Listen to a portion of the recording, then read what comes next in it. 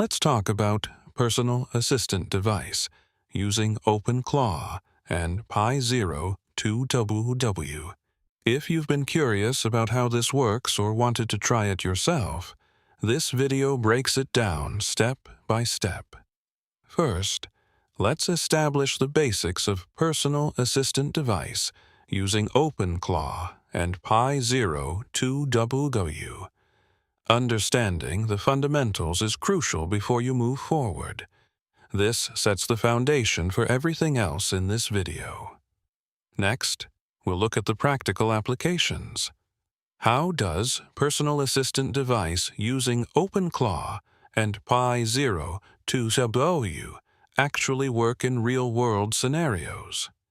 This is where things get interesting, because you'll see exactly how this applies to your own work and projects.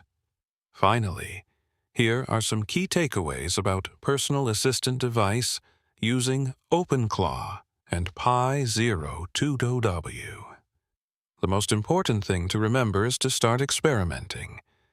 You'll learn best by doing, so pick one aspect covered in this video and try it out.